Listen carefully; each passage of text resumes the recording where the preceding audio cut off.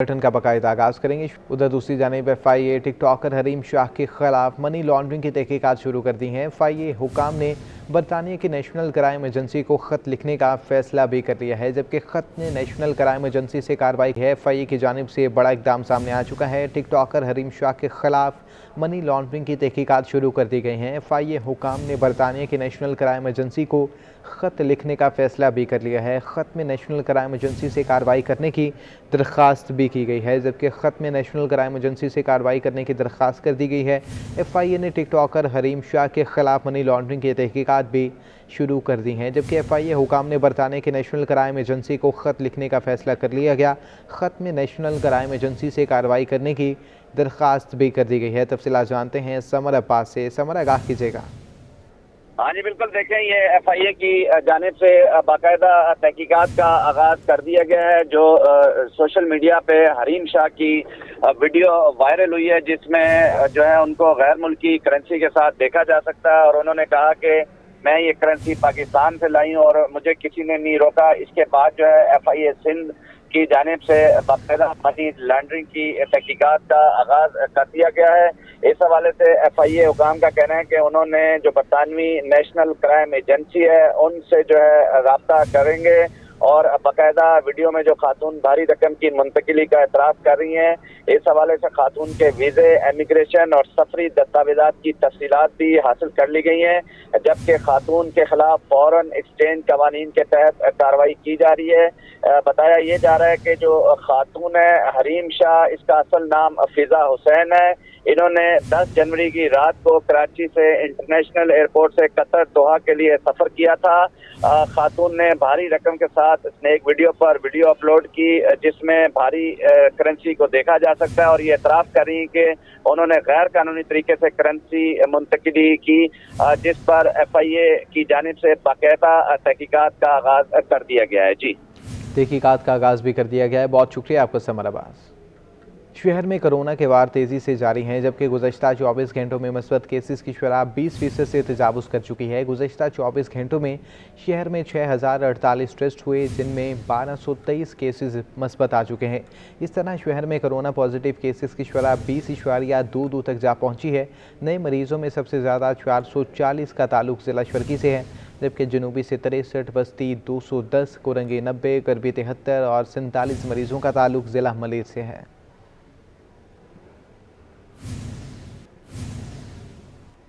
Omicron की बिगड़ती सूरत हाल के पेश नज़र स्कूलों में तदरीसी अमल जारी रखने या छुट्टियां देने के हवाले से वफाकी वजारत तालीम ने बैनुल सूबाई वजारती कमेटी का इजलास तलब कर लिया है। सिंध सरकार ने स्कूल बंद रखने की मुखालफत भी कर दी है। जमात इस्लामी कराची ने धरना जारी रखने का ऐलान कर दिया है। शहराए फैसल समेत दीगर अहम शहराओं पर धरना देने की धमकी भी दे दी। मीडिया से गुफ्तगू में हाफिज नईमुर रहमान का कहना था कि धरना जमहूरी और आइनी अमल है, जारी रहेगा।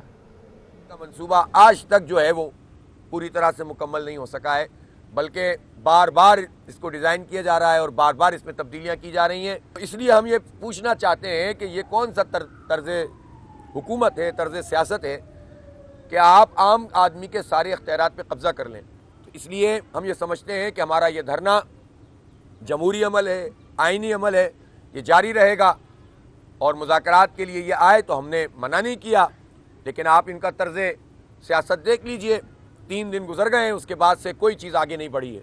अगर आप ये समझते हैं कि हम चाहते हैं कि आप जल्द से जल्द जो है वो कोई चीज़ करके और धरना हम ख़त्म कर दें, तो हम धरना हमने ख़त्म करने के लिए नहीं मुनक़िद किया है, बल्कि मसले हल करने के लिए किया है। बल्कि आप देख रहे हैं कि गुज़िश्ता 3 दिन में शहर भर में धरने होना शुरू हो गए, और अभी शायद इनको इतनी परेशानी नहीं हुई है।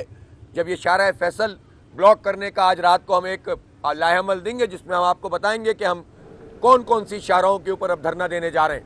गैस बहरान के बाद अब सनतकार के इलेक्ट्रिक गैस सप्लाई कम होने पर परेशान हो चुके हैं। काटी के साबिक सदर सलीम उल जमान कहते हैं, प्रिंस ऑयल से बिजली बनाने से फ्यूल एडजस्टमेंट के नाम पर फिर बिजली की कीमत बढ़ा दी जाएगी।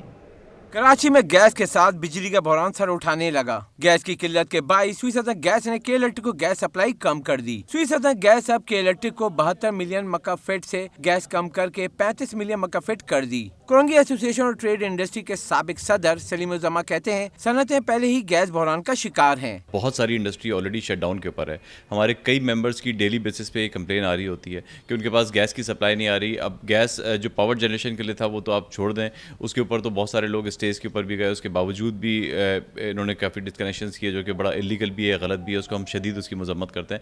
लेकिन जो प्रोसेस के लिए भी इस्तेमाल कर रही है इंडस्ट्री अपने पास गैस को, उसके पास भी प्रेशर नहीं आ रहा, और प्रेशर आप यूँ समझें कि बिल्कुल ना होने के बराबर है, जिसके ऊपर इंडस्ट्रीज पर शटडाउन पे जा चुकी है। सलीम जुमा का कहना है कि इलेक्ट्रिक को गैस कम मिलने पर फर्नेस ऑयल से बिजली पैदा करेगा, जिससे फ्यूल एडजस्टमेंट की मद में बिजली की कीमत मजीद बढ़ जाएगी। पहले ही दिसंबर में फ्यूल एडजस्टमेंट के नाम पर 3.5 रुपए फी यूनिट का बोझ डाल दिया गया है। पिछले महीने के जो बिजली के बिल आए हैं उसके अंदर ज़ाहिर उन्होंने फर्नेस ऑयल पे बिजली प्रोड्यूस की तो 3.5 रुपए यूनिट के हिसाब से हमारे पर फ्यूल एडजस्टमेंट सरचार्ज लगा।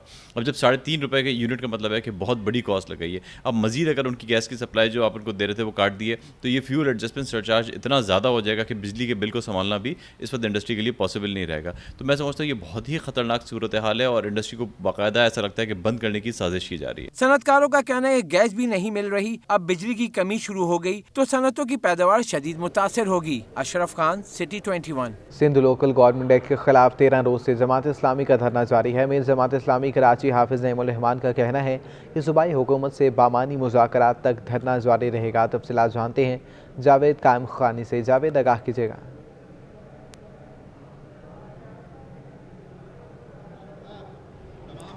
बिल्कुल जी, आज 13वां रोज़ है और शाम का ये पहर हो गया है। मगरिब की नमाज की कुछ देर कबल जो है वक्फा हुआ था, उसके बाद दोबारा धरना जो है वो उसी तरह इसमें मुख्तलिफ एक्टिविटीज़ जो हैं वो जारी रहती हैं। मुख्तलिफ वफूद, सियासी, समाजी, मजहबी और मुख्तलिफ मकतबा फ़िक्र से रखने वाले लोग जो है वो इज़हार यकजहती के लिए वक्तन जो है वो धरने में शिरकत करते हैं और यहाँ पर कुछ देर बैठने और उसके बाद तकरीरों का सिलसिला जारी रहता है और बात जो है वो कराची के मसाइल पर ही की जाती है। यहाँ इसके अलावा मुख्तलिफ इवेंट्स भी की जाते हैं जमात इस्लामी की जानिब से, जिसमें अवाम की अदालत और अवामी असम्बली भी लगाई जाती है, जिसमें कराची के मसाइल जो है ज़ेर बहस आते हैं और उनके बाद उसका फ़ैसला भी सुनाया जाता है। इसके अलावा ख़वातीन की भी बड़ी तादाद जो है वो शाम के औकात में आकर जो है वो धरने में शरीक होती है। इसके साथ साथ बच्चे भी होते हैं, बुज़ुर्ग भी और दीगर लोगों की बड़ी तादाद इसके अंदर मौजूद रहती है। और यही पहले दिन जो फ़ैसला किया गया था कि धरना जो है कराची को हक 2 के हवाले से किया जा रहा है, तो बल्दियाती निज़ाम 2001 का जो है उससे ही फ़ाल किया जाए, उस पर ही तो मेहनत सिंध सैयद गनी ने कहा है कि 2001 का बल्दियाती कानून सिंध में किसी की ख्वाहिश पर हरगिज़ नहीं आएगा। सड़कों पर बैठकर अगर कोई ये समझता है कि वो कानून तब्दील कर लेगा तो ये मुमकिन नहीं है। पार्टी ने बल्दियाती तरमीमी बिल पर अपोजिशन को तनकीद का निशाना बना डाला। वजीर इत्तलात व मेहनत सिंध सैयद गनी ने कहा कि तारीख से नाबलद एमकेएम वालों को गुलशन इकबाल का ही नहीं मालूम और बात करते हैं कराची के दावेदार होने की। अपने कैंप ऑफिस में प्रेस कॉन्फ्रेंस करते हुए बोले, ये लोग इल्ज़ाम लगाते हैं कि हमने हुदूद के नक्शे नहीं दिए। अब इनको कौन बताए कि जब तक इलेक्शन कमीशन की जानिब से हल्का बंदियाँ नहीं हो जाती नक्शा कैसे बनेंगे। सईद गनी ने बल्दियाती कानून के मामले पर जमात इस्लामी को भी न बख्शा। हल्का बंदियों पर सिंध हुकूमत का कोई इख्तियार नहीं है। हल्का बंदी जो है वो इलेक्शन कमीशन का काम है। आपकी तजावीज़ होंगी, हम गौर करेंगे, अच्छी होंगी मान लेंगे, लेकिन आप डिक्टेट नहीं कर सकते हो। आपका एक एमपी है, एक, और एक एमपी वाला 100 एमपी वालों जिसके हैं पार्टी के, उसको ये कहेगा कानून मेरी मर्जी का बनाओ। वो दुनिया में कहाँ होता है भाई। सूबाई वजीर ने एक सवाल पर जवाब देते हुए कहा, मुस्तफ़ा कमाल का एक बंदा भी असेंबली में नहीं, किसी इलाका में कोई चेयरमैन तो क्या कौंसलर भी नहीं, वो भी बल्दियाती कानून को रद्द कर रहा है। मुस्तफ़ा कमाल साहब भी कहते हैं कि हमें ये कानून तस्लीम नहीं है। भाई तू है कौन? मतलब तुम्हारा एक आदमी असेंबली में नहीं, तुम एक चेयरमैन की सीट जीतने के काबिल नहीं हो। पता नहीं कोई एक आधा कौंसिलर तुम्हारा बन जाए तो बड़ी बात है, वो भी कहता है कि हम नहीं मानेंगे। भाई तो ठीक है, तू कहता रहे कि कानून ठीक नहीं है, तुम कह दो कि इसके अंदर ये बुराइयां हैं, तुम कह दो कि इसके अंदर ये चीज़ होनी चाहिए, लेकिन मतलब ये कहना कि नहीं होने दूंगा, भाई ये क्या है? वजीर इत्तलात सिंध ने वाजे किया कि इतने सीनियर पार्लियामेंटेरियन को इस बात का भी इल्म नहीं कि हल्का बंदियां सिंध हुकूमत नहीं बल्कि इलेक्शन कमीशन करता है। हम सिर्फ कानून के मुताबिक यूनियन कौंसल्स की तादाद बताते हैं। कैमरामैन आसिफ शफी के हमरा Mohammad Kamran, city 21। Judicial magistrate फिरकी मुकेश कुमार ने ऑनलाइन बिजनेस के नाम पर लोगों से फ्रॉड करने के मुकदमे में मुल्जिमान को 2 रोज़ा जिस्मानी रिमांड पर FIA के हवाले कर दिया है। कराची सिटी कोर्ट में जुडिशल मजिस्ट्रेट फिरकी मुकेश कुमार की अदालत में ऑनलाइन बिजनेस के नाम पर लोगों से फ्रॉड से मुतल्लिक मुकदमे की समाअत हुई। FIA ने 2 मफरूर मुल्जिमान को अदालत में पेश कर दिया। मुल्जिमान में अवैस और सुलमान शामिल हैं।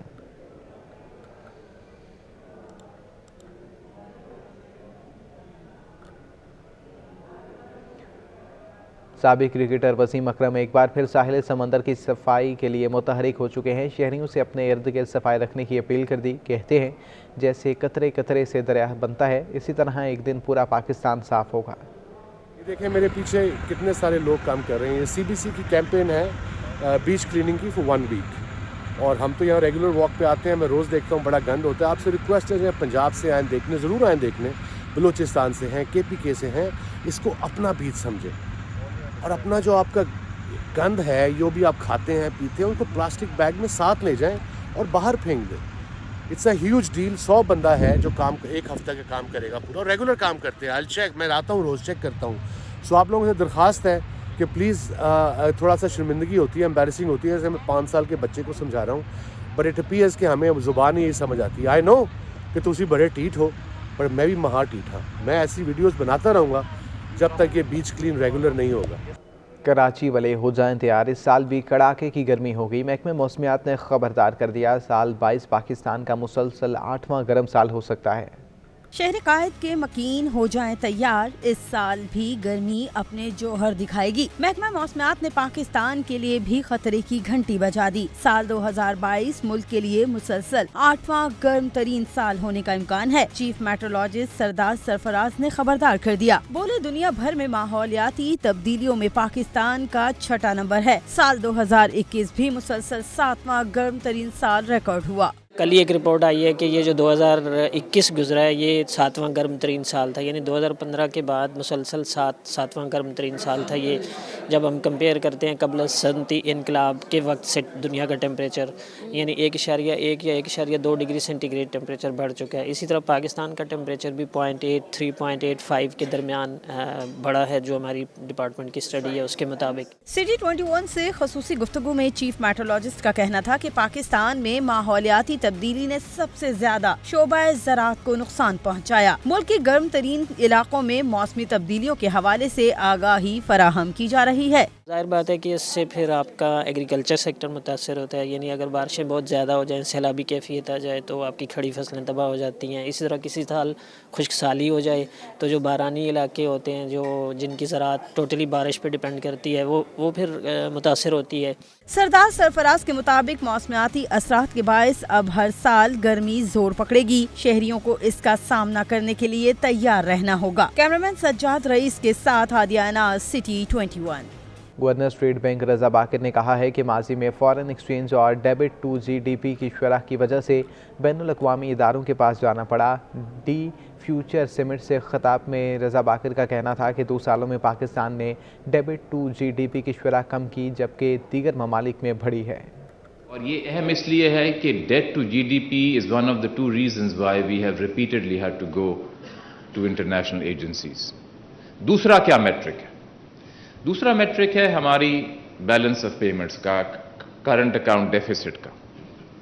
बैलेंस ऑफ पेमेंट्स के जब प्रेशर आते हैं तो वहां पे जो इंडिकेटर जो है, जो हमेशा प्रेडिक्ट करता है अगर आपके दोबारा कोई एक्सचेंज क्राइसिस आना है या बैलेंस ऑफ पेमेंट्स का प्रेशर आना है, वो है हमारे मुल्क के रिजर्व्स। दोनों फंडामेंटल्स को मेजर करने के लिए जो पहला है फिस्कल डेफिसिट, उसका जो इंटरनेशनली रिकग्नाइज्ड मेट्रिक है वो है हमारा डेट टू GDP रेशियो। हमारी गवर्नमेंट पब्लिक सेक्टर की कितनी डेट है in % of GDP, and then other economic agencies including agencies like the State Bank। ये स्टेट बैंक की तारीख में पहली दफ़ा एक ऐसी स्कीम दी गई और इसका मकसद ये था कि जो हमारे सनतकार हैं उनको एक इंसेंटिव देना। अगर आपके ख्याल में इकोनॉमिक फ्यूचर अनसर्टन हो गया है तो अगर आपने कोई बड़ा खर्चा करना है तो आप रुक जाएंगे, और ये मुनासिब है कि फैसला जो है वो बिजनेसमैन ही करे।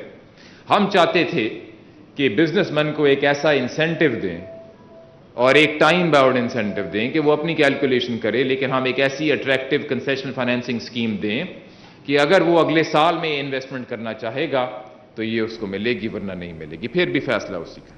गवर्नर सिंध इमरान इस्माइल ने दावा किया है कि मुल्क की मईशत की बेहतरी के लिए स्टेट बैंक ने जो इकदाम उठाए इससे कबल नहीं उठाए गए थे। साबिका हुकूमतों ने करप्शन के जरिए मुल्क की मईशत को झटके पर झटके दिए। पाकिस्तान में textile is doing very well, but आप किसी टेक्सटाइल मिल वाले से मिलें तो वो रो ही रहा होगा कि यार बड़ा मैं तो फंस गया ये काम करके फलाना। फिर उसको पूछो बेटा क्या कर रहा है आजकल, एक टेक्सटाइल मिल और लगा के दे रहा हूँ उसको, तो वो फंसता चला जा रहा है उसके अंदर, लेकिन actually they are making lot of money. मैंने ये गारंटी आपको करता हूँ with figures, I can tell you कि जितना पैसा हमारे इन्वेस्टर्स ने, बिजनेसमैन ने, इंडस्ट्रियलिस्ट ने बनाया है पिछले 3 साल में, वो शायद 10 साल पिछले मिला के इतना पैसा उन्होंने नहीं बनाया। And it's a good thing to make money. हमें ये पोर्ट्रेट अपने मुल्क के अंदर जो सक्सेस स्टोरीज हैं उनको हमने पोर्ट्रेट करना है, दुनिया को दिखाना है, अपनी आने वाली नस्लों को हमने बताना है कि ये सक्सेस स्टोरी है बेटा, ये चोर नहीं है। These are hard working businessman जिन्होंने मेहनत के साथ इस मुल्क में पैसा बनाया, and we should be proud of it. तरसीलात ज़र की आमद पर रुपए की कदर में बेहतरी आ चुकी है। इंटरबैंक में मार्केट में पर बंद हुआ, ओपन मार्केट में डॉलर 50 पैसे सस्ता हो गया। रुपए की कदर में रिकवरी, रुपया तगड़ा और डॉलर कमजोर हो गया। इंटरबैंक मार्केट में डॉलर 40 पैसे सस्ता हो गया, जिसके बाद डॉलर 176 रुपए 63 पैसे से सस्ता होकर 176 रुपए 23 पैसे पर बंद हुआ। स्टेट बैंक रिपोर्ट के मुताबिक एक दिन में रुपए की कदर में 0.23% बेहतरी हो गई। रिपोर्ट के मुताबिक 29 दिसंबर 2021 को इंटरबैंक में डॉलर 178 रुपए 24 पैसे की बुलंद तरीन सतह से अब तक 2 रुपए सस्ता हो चुका है। माशी माहिरीन का कहना है कि तरसीलात ज़र की आमद और अदायगी का दबाव कम होने पर रुपए की कदर में बेहतरी हुई है। इंटरबैंक के बाद ओपन मार्केट में भी डॉलर 50 पैसे सस्ता हो गया, जिसके बाद डॉलर 179 रुपए 50 पैसे से कम होकर 179 रुपए का हो गया। रिपोर्ट के मुताबिक यूरो 50 पैसे इजाफे से 202 रुपए 50 पैसे और बरतानवी पाउंड 242 रुपए 50 पैसे की बुलंद तरीन सतह पर बरकरार रहा। एक्सचेंज कंपनी एसोसिएशन के मुताबिक आलमी मार्केट में डॉलर के मुकाबले पाउंड की कीमत बढ़ने से पाकिस्तान में भी पाउंड बुलंद सतह पर है। क्रिप्टो करेंसी पर कानून साजी हो जाए तो पता चल जाएगा कि पाकिस्तानियों ने क्रिप्टो करेंसी में कितना रुपए की सरमायाकारी की है। पाकिस्तान में क्रिप्टो करेंसी का मामला कई नए सवालात सामने आने लगे। FPCCI के सदर नासिर हयात का कहना था कि पाकिस्तानियों के पास 20 अरब डॉलर की रकम क्रिप्टो करेंसी में मौजूद है, जिस पर क्रिप्टो करेंसी पर काम करने वाले प्रोग्राम होस्ट वकार ज़का का कहना है ये नामुमकिन बात है कि पाकिस्तानियों के पास 20 अरब डॉलर हो सकते हैं। बिल्कुल, मुझे तो ये लग रहा है कि या तो लाइल्मी है या फिर प्रेशर आता है, तो एकदम जो भी चीज़ नज़र आती है, जैसे 20 बिलियन, मैं चैलेंज करता हूँ 20 बिलियन पाकिस्तानियों के इनको कहाँ से पता चले, है ही नहीं पैसे। चले मैं ये बता देता हूँ। वकार ज़का का कहना था किसी एक की वजह से पूरे क्रिप्टो करेंसी के निज़ाम को जाली या ख़राब नहीं कहा जा सकता। FATF ने कभी नहीं कहा कि क्रिप्टो करेंसी को बंद किया जाए। FATF ने ये नहीं कहा कि इस पे पाबंदी लगाओ। FATF ने बोला जल्दी से रेगुलेट करो ताकि पता तो चले किसके पास कितनी क्रिप्टो है। अगर बैन कर देंगे तो उसकी ब्लैक मार्केट चलती रहेगी। उनका कहना था कि अगर इस पर कानून साजी हो जाए तो ये बात सामने आ जाएगी कि पाकिस्तानियों के पास क्रिप्टो करेंसी में कितने पैसे मौजूद हैं। कैमरामैन हमजा राजपूत के साथ Ayaz Rana, city 21 news studio से अब तक के लिए इतना है।